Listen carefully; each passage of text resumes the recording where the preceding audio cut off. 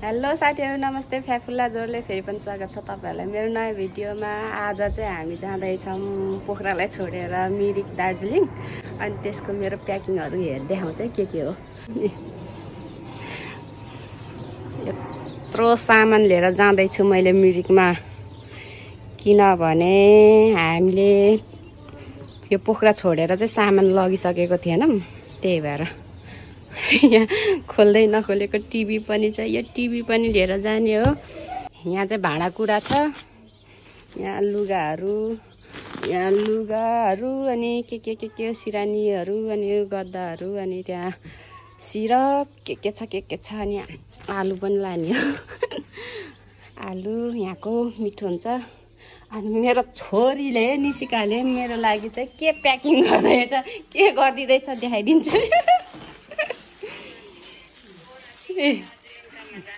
यो मैले बबिट गर्नको लागि मेरो प्लास्टिक रेडी छ। यहाँ अझै यत्रो छ तर यो सबै त युज त हुँदैन र पनि इमर्जेन्सी के हो भनेर के खोल्नु अप्ठ्यारो हुन्छ नि त गाडीमा त्यही भएर। यहाँ शान्ति दिदीले पनि हेल्प गर्दैछ अनि गर्दै हुनुहुन्छ। प्लास्टिक देखेर दिदी त ढले मेरो सामान यत्रो धेरै छ भनेर बिचरालाई के अरे बोक्नु गाह्रो हुन्छ भनेर मेरो यो भारी बोक्ने भरियाहरू यस प्रकार छन्। टन्टारा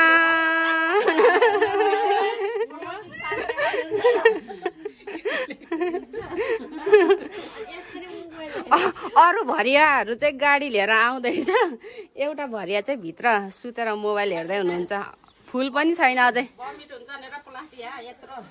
अघि नै बनाइसके अघि नै भनिसके।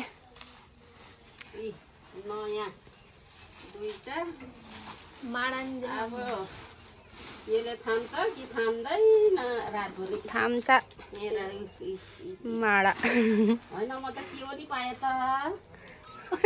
सोना लु हाम्रो गाडी आउन लाग्यो रे। अब सामान ओसार्न सुरु। आदि त हेर मेरो भरिया कति धेरै खानु। एउटा भरिया किन गफ गरेको छिटो छिटो।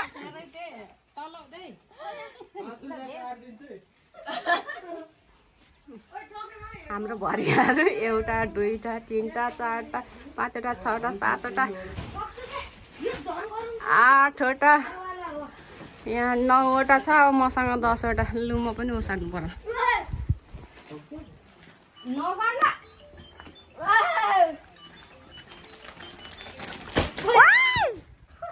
ओ म त ढले म त सक्नस् चुट्टाउलास कहाँबाट गेटमा बाहिर लाग्दैन हुन्छ होला आउँछ होला नि तिनीहरूलाई थाहा होला नि। यहाँ भाँडाकुडा छ कि ओइ कति गफ गरे छिटो छिटो। तपाईँ नि आउनु छिटो। ओ यहाँ यिनीहरूले कस्तो काम गर्दैछन्।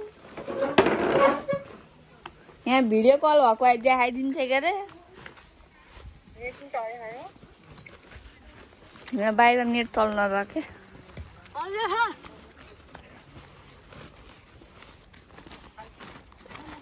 लस काम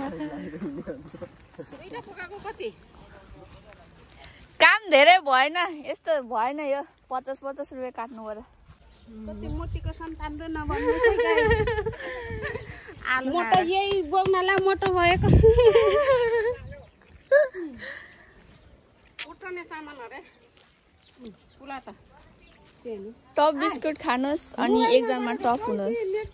मोबाइल अनि पैसा सकिन्न कसको र जाक पैसा सकिन्छ। सानो ए मामाको रोकिदिन्छ होला नि ल ल। ओहो भिन्दा दिदी नि भाइरल।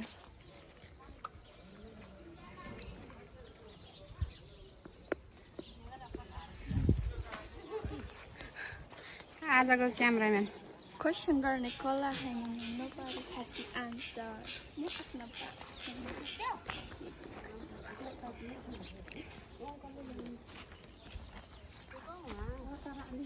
हामी फेरि धनी मान्छे परे गाडी हाम्रो लागि आउँछ तेरो लागि हाम्रो लागि घरसम्म आउँछ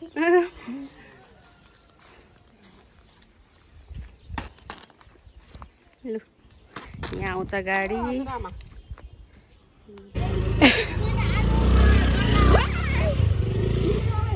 यत्रो सामानलाई विदेश पुऱ्याउँ भनेको गाह्रो छ गाह्रो बोकेर उता रोडसम्म पुऱ्याउनु पर्ने अब गाडी भित्र छिर्न सकेन ठुलो गाडी छ फेरि बिग्रेको ट्याक्सी बसिरहेको छ अगाडि भएन भन्दैछ अब के गर्ने यसरी अब भरिया धन्न कामदारहरू चाहिँ बलियो बलियो नै लगाएको छु र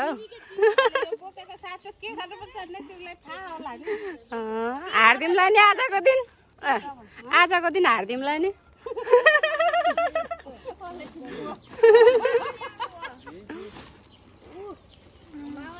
हो मामा खुब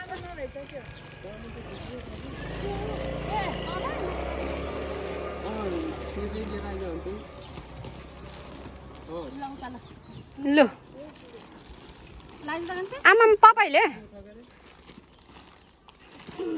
ढिँडो खाएको बल निस्क्यो शान्ति दिदीको भने ढिँडो खाएको बल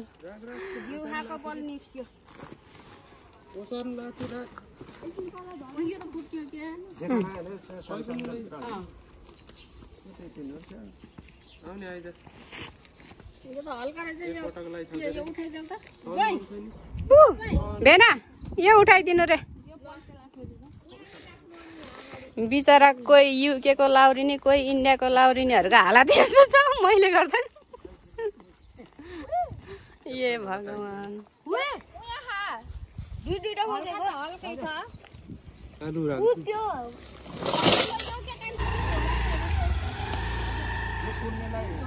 यहाँ बोकेर उहाँ पुगिसक्यो दुईजना अब स्कुटरमा गाह्रो छ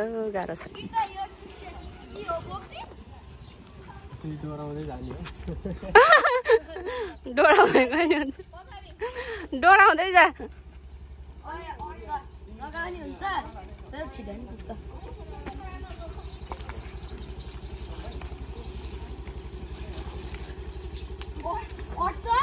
Yes, of course. म कसरी बस्नु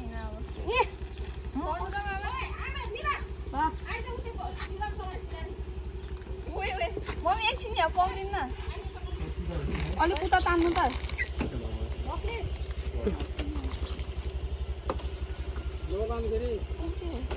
मामालाई समा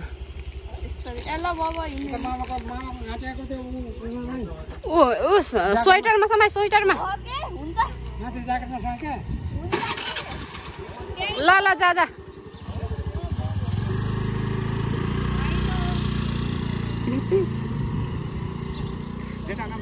हजुर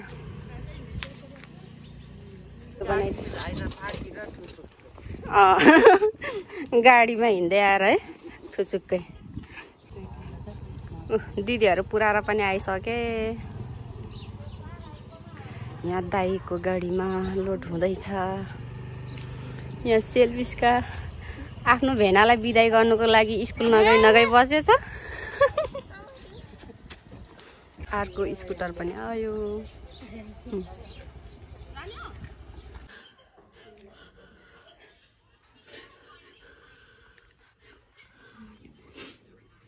हुन्छ किन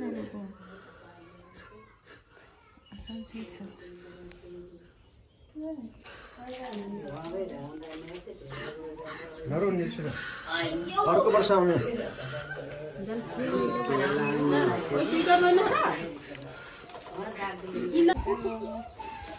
कान्छीहरू जानु लाग्यो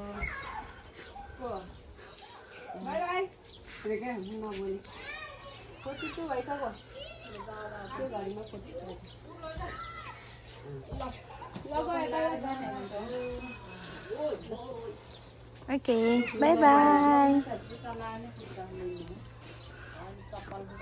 जानु लागेको डाटा उगाउँदै अहिले अब हिँड्ने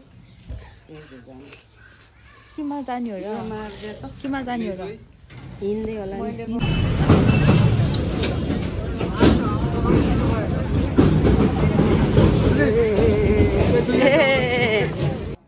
हस् त साथीहरू, आजलाई यति नै है। अनि मेरो पोखराको बसाइ सकियो, अब मिरिकको बसाइ सुरु हुन्छ। भेनालाई चाहिँ मैले साथी लिएर आएको थिएँ है। अब म भेनालाई मिरिकमा गएर डुलाउने छु है, काका डुलाउने छु, तपाईँहरूलाई देखाउने नै छु। आजलाई यति नै। भिडियो मन पर्यो भने लाइक गरिदिनुहोस् अनि सब्सक्राइब गरिदिनुहोस्। आजलाई बाई। फेरि अर्को भिडियोमा भेट्नेछौँ हामी। By by.